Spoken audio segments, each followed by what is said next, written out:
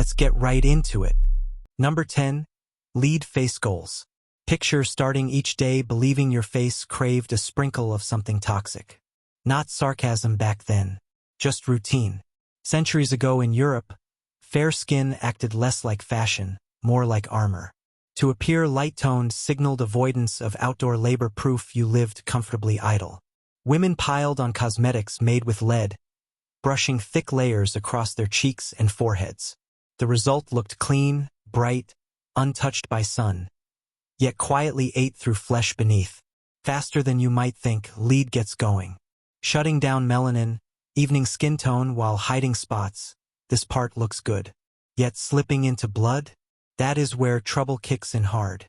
Nerves begin to fray as if under attack without warning. Sudden hair loss happens. Teeth feel shaky. Skin splits open. Weakness creeps through limbs. Out of nowhere, emotions swing wildly. Shaking hands might show up. Memory could slip away. Hallucinations, oddly enough, might even tag along. Yet somehow the face stayed wrinkle-free. Here's the twist. Poison became the cure. If lead burned your face, they'd smear on more lead. Pimples, wounds, scars drowned under heavy paint, as if dousing a blazing room with fuel just to mask the smoke.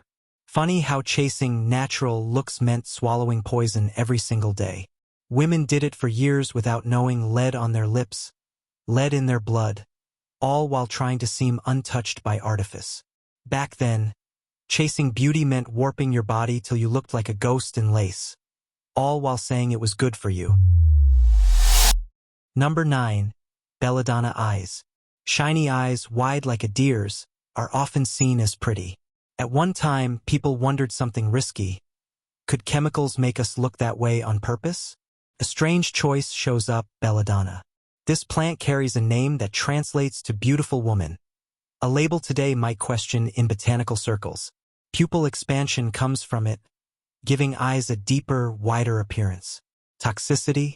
That exists too, strong enough to demand caution. Into their eyes they poured belladonna, straight onto the surface, not near it. Before gatherings, women did this without hesitation.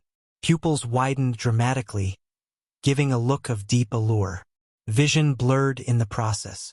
Mystery came at the cost of sight, if only for a while. Your eyes slowly gave up their ability to react when belladonna took hold. A dazed look crept in because the nerves managing pupils shut down. Blurry sight followed soon after. Lights became painful, almost unbearable. Throbbing pain often settled behind the forehead. Keeping it up might steal vision entirely, no recovery guaranteed. Flickering light, bare eyes, no training, still they carried on. Beauty traditions thrive on wild certainty, even when logic blinks out. What really gets under the skin is how some give up clear vision just to appear striking for a short while. Imagine. Unable to read, stumbling around, blurry sight, yet still asking if they seem stunning. That's where attention lands now. Few today would trade their morning rituals for ancient eye kohl, even if it meant dodging nerve damage before breakfast. Number 8. Arsenic Glow-Up. Hold on. Arsenic? Right, that one. The very thing you're thinking of. Back then, folks swallowed toxins rather than merely applying them. Beauty products laced with arsenic popped up everywhere. They claimed amazing results, better complexion, flushed cheeks, lively eyes, that sort of radiance. Oddly enough, the effects did show, though at a terrible price. Flooded cheeks came from arsenic, a rush of color mistaken for life. Blood surged beneath the surface, tricking eyes into seeing vibrancy. Breakouts faded.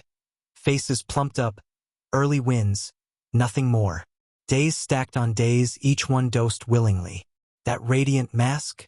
Sought after like fame before screens existed. Here's the thing about arsenic. It keeps building up, bit by bit, without noise. Fingernails get thicker. The skin turns darker. Hair begins vanishing. Inside, organs begin giving way. What makes it worse? Stopping cold causes collapse. Your system now depends on the toxin. Folks ended up hooked without knowing, just trying to stay presentable. People would walk by, lit up inside, grinning like nothing's wrong, even as their bodies gave out piece by piece. Strangers would say they've never seemed more full of life. That truth captures vintage beauty habits well. Pain often meant progress was happening. If a routine left you unscathed, it likely didn't count as working. Number 7. Foot binding dreams. Foot binding shows how beauty rules often get in the way of living freely. Always, comfort takes a back seat when fashion demands pain. Foot binding once ruled beauty ideals across centuries in China. Delicate size mattered most. Strength? Health? Irrelevant. Smallness? Distortion? Ornamentation? That was prized. Girls often began as kids. Pain seemed easier to enforce at that age. Foot bones snapped on purpose, bent inward, held tight to stop normal growth. Slowly, the foot twisted into a cramped form, squeezed into tiny slippers. Movement turned cautious, every step sharp. Staying upright felt uncertain each day. Sores often set in without warning. Lasting hurt never stayed away. Yet, in cultural terms, these feet carried elegance. Some found them sensual. A slow, rocking step emerged from limited motion, admired by many, though born of lifelong bone deformation. Odd how a single idea could twist something so personal into a sign of worth. Not freedom, but limits made you valuable. Tiny steps meant you followed rules, broke easily, stood higher in rank. Moving slow, needing hands to steady you, somehow that counted as elegant. Strange, really, how thinness gets praised while bodies suffer. When looking weak brings praise, hurting starts to look good. Folks back then seemed to think enduring pain without a sound was somehow impressive. Number 6. Mercury hair care. Finding your hair care tricky? Count yourself lucky it skips the mercury part. Back when people didn't know better, mercury showed up in makeup, lotions, and hair rinses. Killing off lice? Check. Fading dark spots? Done. Taming frizzy strands? Sure thing. Helpful at first glance. Right up to the point your nervous system starts screaming betrayal. Rubbing mercury on the scalp promised shiny hair, fewer flakes. Results showed quickly: hair smooth, skin blemish-free. Bugs didn't survive. Neither did parts of the mind. Stillness followed the glow. Shaky hands, sudden anger, wild thoughts. These showed up when mercury slipped into the body. Mood shifts, forgetfulness, strange behavior followed close behind. Workers in hat factories breathed it in day after day. Their emotions frayed without warning. Nervousness took hold, then confusion set deep. One by one, their minds bent under constant contact. That odd madness gave rise to a famous saying about hatters. The truth behind it was slow poisoning, hidden in routine. Picture stepping into a beauty shop, leaving with perfect curls on display. Weeks pass like pages flipping slow. One day you pause mid-sentence, searching for a name that just slipped away. Your sister says something kind, yet your voice cuts sharp before you even mean to. Hands start twitching when you hold a cup. Still no dandruff in sight. It's strange how long these ideas stuck around. Little by little, signs showed up, yet nobody linked them clearly. Rather than point at mercury, folks pointed at mood, personality, even whispers about female weakness. The thing never left. Toxins remained behind. What people call beautiful, still there. Your forebears stared straight at brain injury, then shrugged and moved on. Number 5. Bloodletting for beauty. A moment came when a sickly individual caught someone's eye. That person decided fewer fluids in the body might fix it. The idea took hold: removing blood could bring strength back. Draining blood once seemed a fix for everything, somehow tied to harmony inside the body. Pulling out fluid meant calming swelling, they thought, also giving skin a better look. Tiny worms latched onto cheeks to suck away what doctors called tainted liquid. A pale face turned rosy again, after losing enough of it. Who knew looking lively just needed less in your veins? Blood loss made sense somehow, though it clearly wasn't right. Feeling feverish? Let out some blood. Exhausted? That meant bleeding too. Dull complexion? More of the same fix. The body got drained as if that cleared everything out. Possibly helped skin appear better at first because swelling went down. Over time, though, brought on tiredness, dizziness, low energy, plus higher chances of getting sick. Some felt weak, often chilled, struggled to stay upright. Yet noticed their face looked a bit calmer, for a spell. What sticks is how beauty so often means taking pieces away.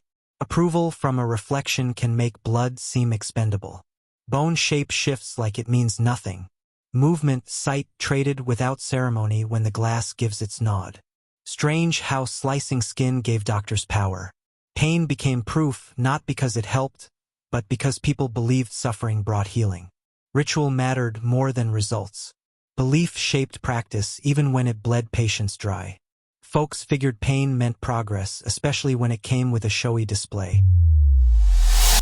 Number 4. Crooked corset logic. One day, people started treating air like a luxury. Breathing became something you did only if there was time. Oxygen slipped down the list of priorities. A slow suffocation settled into daily life. Just normal now, holding your breath while living. Back then, corsets did more than shape bodies. They worked like blueprints meant to shift insides for looks. A narrow waist came first, followed by stiff posture, plus an outline meant to whisper fragility even as breathing grew harder. Lace tight, corsets stayed on women for long stretches day after day, even through sleep. Slowly, their ribs began to change shape. Inside, organs got squeezed. Food moved slower through the body.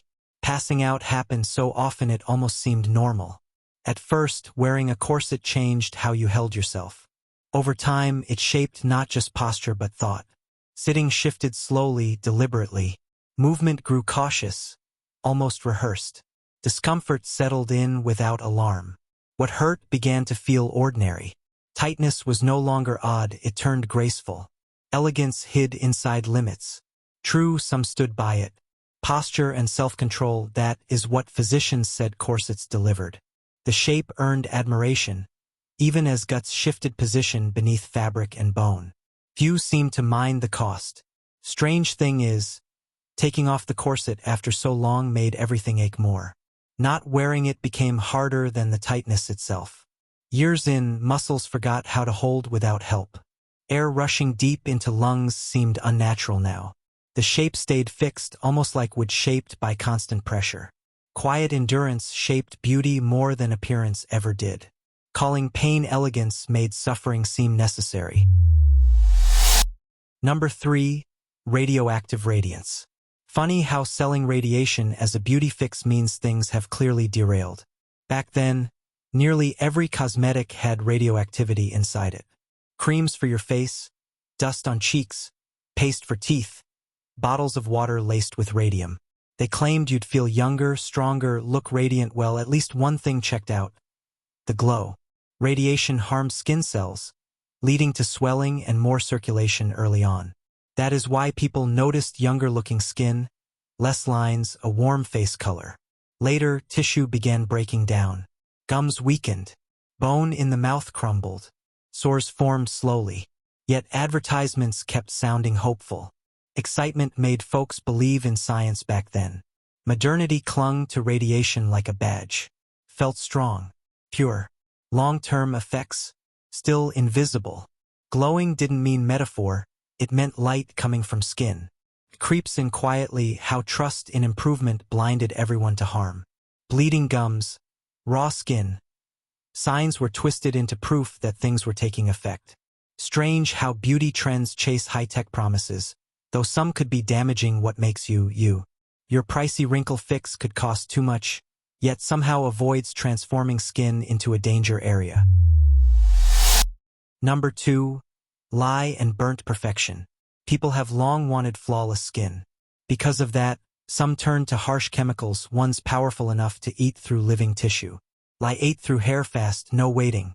This harsh stuff, meant for unclogging pipes or mixing soap, ended up on skin. Burns followed close behind. Some marks never faded. Damage stayed.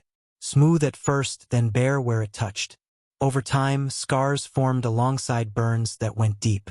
Infections crept in. Nerves began to misfire. For those convinced pain was part of looking good, none of that felt too high a price. Pain has a way of convincing folks it's worth something. When discomfort becomes proof of effort, enduring raw skin or swelling feels like winning. Pushing past bleeding seems logical if quitting would reveal the whole routine made no sense.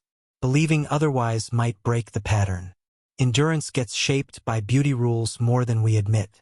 Quiet suffering earns approval under them. What sticks around isn't always safe, just accepted.